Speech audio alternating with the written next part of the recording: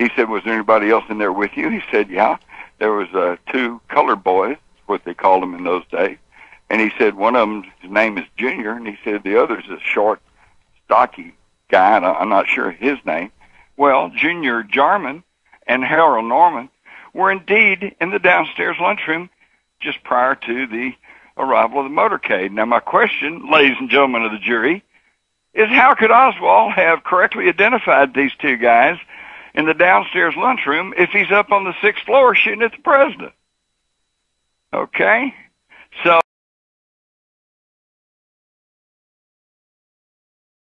and he directs the guy to the telephone and actually said he stood there to make sure the guy got to the telephone. Jeez. Now, wait a minute. Okay? So he leaves Dallas, and he directs the guy to the telephone and actually said who supposedly has just shot the President of the United States. He's trying to make his getaway, and who we're told less than an hour later shoots down a policeman on the streets of South Dallas. And he directs the guy to the telephone and actually said he stood there to make sure the guy got to the telephone. Jeez. Now, wait a minute. Okay? So he leaves the book depository, and the next thing we know, there's even controversy of how he got back to his room in the house, but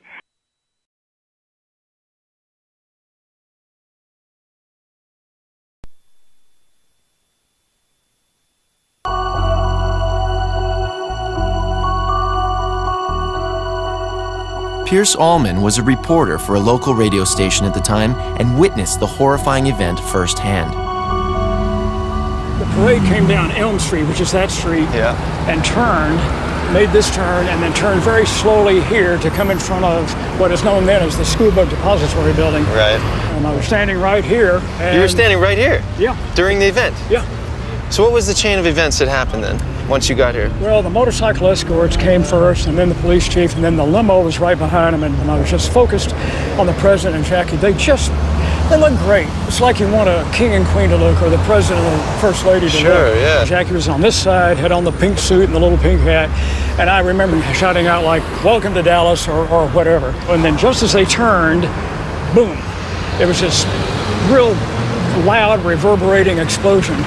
And I remember thinking, I turned to the guy with me, I said, if that's a firecracker exploitation, then boom, again.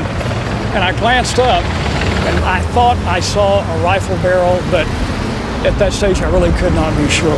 And then after the third shot, Jackie got up and started crawling over the back of the car right down there.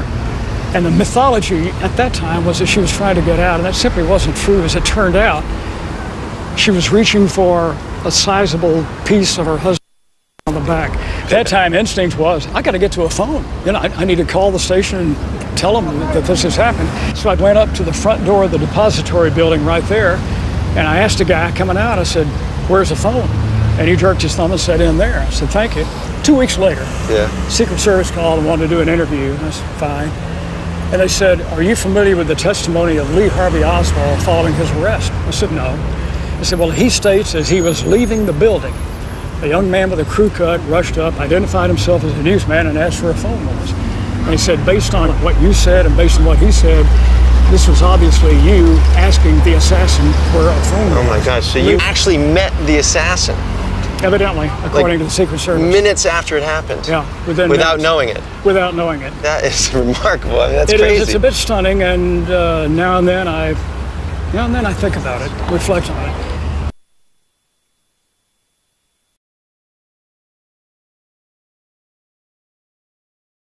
And there was a bang, and we said, what was that? Was that a shot? Was that a backfire? And there was time for us to exchange. And then there were two shots close together. Bang, bang. I said, those are shots. Stop the bus. And the bus stopped. The bus driver opened the door. I got out. The bus driver closed the door, went on, and it turned the corner down to follow the motorcade. The air was, when I got out, was filled with incredible screaming. So I thought something bad has really happened. And I ran around the corner, and people were lying on the grass, covering their children with their bodies, some on the grassy knoll, as it came to be known. And then I saw policemen running up that, and I thought, well, they've seen some gunmen, and they're chasing them. So I ran after them up the hill. Came to the top of the hill, gathered at the fence there at the top, and then a policeman went over the fence, so I went over the fence too. There was nothing there but empty train tracks. And I ran looking for a phone along the top above the grassy knoll and came to the Texas Schoolbook Depository, ran up the steps. A young man in shirt sleeves came out. I said, "Where's their phone?" He said, "You better ask inside."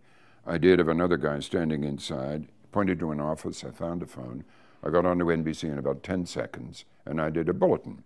Isn't that weird? It could have been coming out when I'm going in. 18 months later, I'm in New York for NBC, and William Manchester, who's finishing his book, The Death of the President, calls and said he's been over the ground minutely. He'd timed my call, first call to NBC, at 4 minutes after the shots being fired, tied, incidentally, with the wire service bulletins. And he was convinced that it was Oswald. I'd asked for a phone, and could I remember? And I said I couldn't. I wasn't focused on his face at all. Even though I saw him later that evening in the police station when they brought him back and forth, I didn't remember the face. So Manchester said he was 95% sure, because that night, he said, Oswald was interviewed by the Secret Service, which I hadn't known.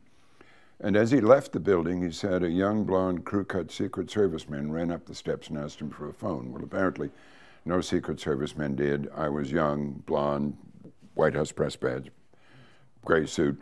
And so he mistook, Manchester says unequivocally that Oswald mistook me for a Secret Service man. Unequivocally that Oswald mistook me for a Secret Service man. This was obviously you asking the assassin for a phone. Oh my gosh.